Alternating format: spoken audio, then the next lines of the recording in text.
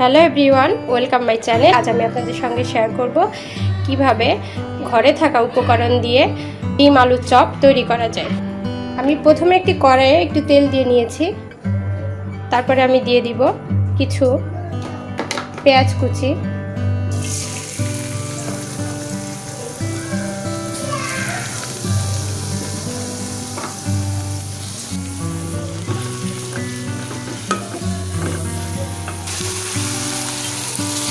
তারপরে আমি দিয়ে নিব স্বাদ মতো লবণ।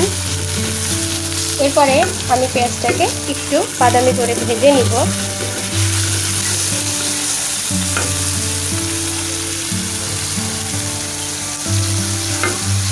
এরপরে আমি দিয়ে দিব আদা রসুনের পেস্ট। এখানে আমি 1 টেবিল চামচ আদা রসুন, 1 টেবিল চামচ আদা বাটা, 1 টেবিল চামচ রসুন বাটা, 1 টেবিল চামচ জিরা বাটা দিয়ে দিয়েছি। এবার এটাকে আমি খুব সুন্দরভাবে মিশিয়ে নিব।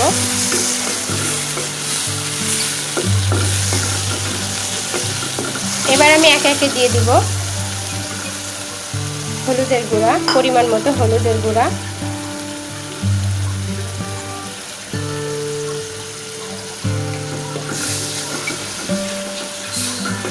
এরপরে দিয়ে দিব শুকনো মরিচের গুঁড়া।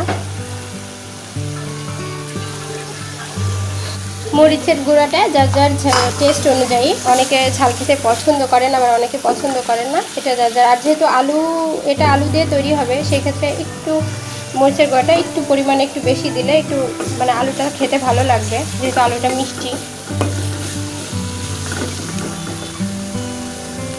এই পর্যায়ে আমি সামান্য পানি অ্যাড করব মশলাটাকে একটু কষানোর জন্য।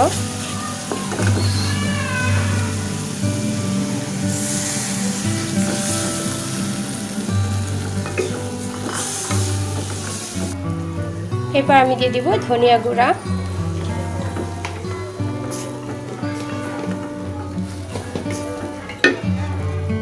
এবার মশলাটাকে খুব সুন্দরভাবে কষিয়ে নিব।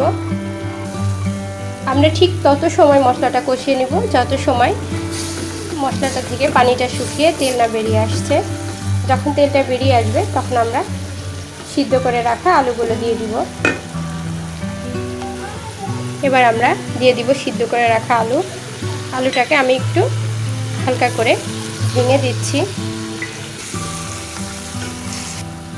আপনারা চাইলে আলুটাকে সিদ্ধ করেও ভর্তা তৈরি করেও ওইভাবেও চপ তৈরি করে নিতে পারেন, কিন্তু আমি আমার রেসিপিটা আপনাদের সঙ্গে শেয়ার করতে এসেছি। আমার কাছে মনে হয় এইভাবে আলুটাকে যদি একটু সুন্দর করে কষিয়ে নেওয়া যায়, এই আলুর পুরটা খেতে বেশি ভালো লাগে।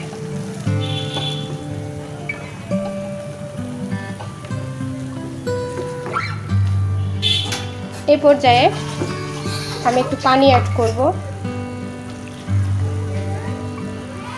পানিটা খুব বেশি দেওয়া যাবে না, যেহেতু আলুটা আগে থেকে সিদ্ধ করে রাখা আছে।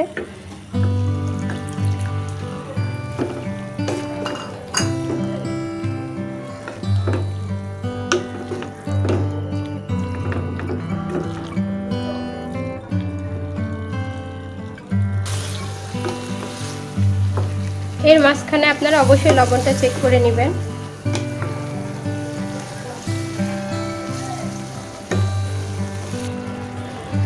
এবার আমরা একটা ঢাকনা দিয়ে এটা একটু ঢেকে দিব।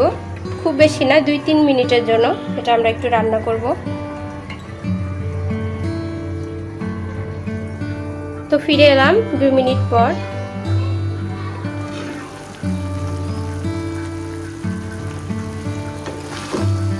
দেখুন আমাদের আলুটা অনেকটা হয়ে এসেছে।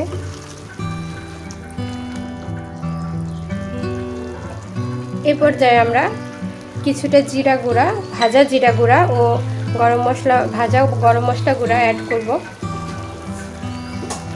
এতে করে কিন্তু খুব সুন্দর একটি ঘ্রাণ বের হবে। এটা পরিমাণ মতো দিলেই হবে।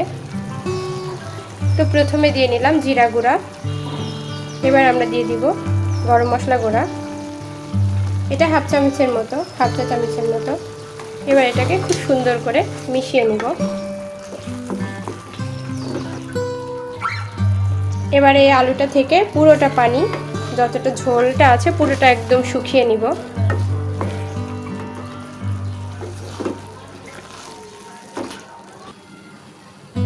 তো দেখুন আমাদের আলু চপের পুরটি পুরোপুরি রেডি হয়ে গিয়েছে।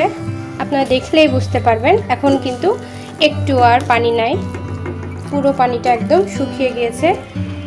এবার এটাকে আমরা একটি সার্ভিং বোলে তুলে নিব।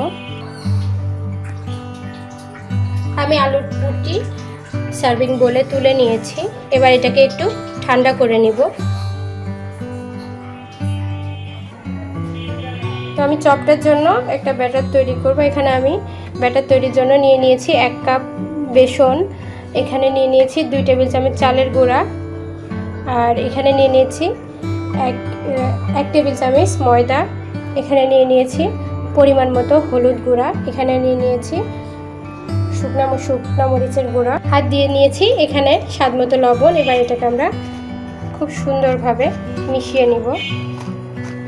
এবার এখানে আমি পরিমাণ মতো পানি অ্যাড করব। পানিটা আমরা একেবারে পুরোটা দিয়ে দিব না, আমরা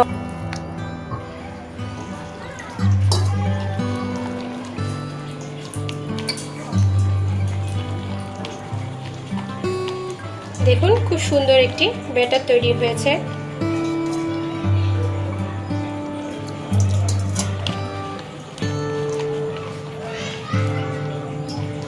এটা খুব বেশি পাতলা করে নেওয়া যাবে না। আপনাদেরকে আমি ঘনত্বটা বোঝানোর জন্য আমি একটা চামচ নিয়ে নিয়েছি, দেখুন। তো এবার আমরা চলে যাব আমাদের আলুর চপ তৈরিতে। আমি কয়টা ডিম সিদ্ধ করে নিয়ে এভাবে চাক চাক করে কেটে নিয়েছি। অনেক আবার লম্বা করে এটাকে কেটে নেয়, আমার কাছে মনে হয় লম্বা থেকে এভাবে চাক করে কেটে নিলে এটা চপটা দেখতে বেশি ভালো লাগবে।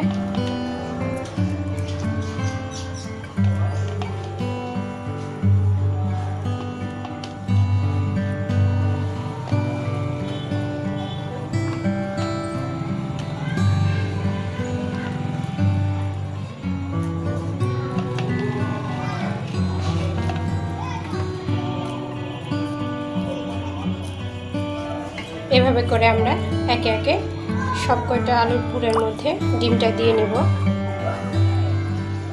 দেখুন আমার এটা তৈরি হয়ে গিয়েছে। তেলাতে একটি ফ্রাই প্যান বসিয়ে তেল দিয়ে সেটাকে একটু গরম করে নিয়েছি। এবার আমি ব্যাটারটার মধ্যে এভাবে করে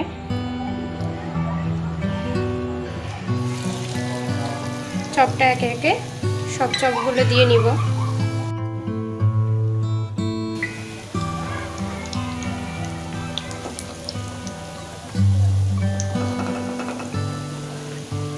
এ পর্যায়ে চুলাটাকে আমরা মিডিয়াম থেকে একটু লো করে দিয়ে রাখবো। একটু সময় নিয়ে এটাকে ভাজতে হবে, নাহলে ভেতরটা কাঁচা থেকে যাবে। একটি সাইড হয়ে যাওয়ার পর আমি এটাকে উল্টিয়ে দিয়েছি। চপগুলো ভাজা হয়ে গিয়েছে। ছাঁকনির সাহায্যে এটাকে সার্ভিং বোলে তুলে নিব।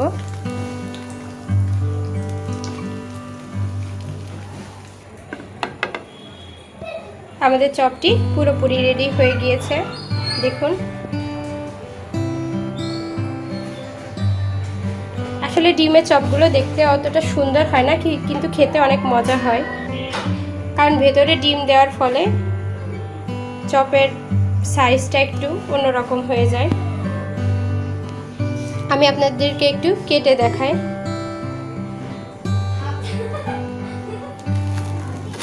দেখুন একদম পারফেক্ট, আপনারা দেখলেই বুঝতে পারবেন, একদম মুচমুচে। তো আশা করি আমার ভিডিওটি আপনাদের ভালো লেগেছে। যদি ভালো লেগে থাকে অবশ্যই লাইক কমেন্ট শেয়ার দিতে ভুলবেন না। নতুন নতুন ভিডিও পেতে অবশ্যই আমার চ্যানেলটিকে সাবস্ক্রাইব করবেন।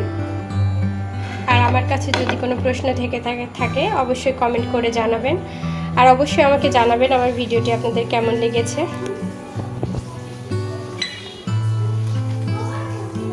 তো আজকের মতো বিদায় নিচ্ছি, দেখা হবে অন্য কোনো দিন অন্য কোনো রেসিপি নিয়ে। সে পর্যন্ত সবাই ভালো থাকবেন, সুস্থ থাকবেন, আমার জন্য দোয়া করবেন।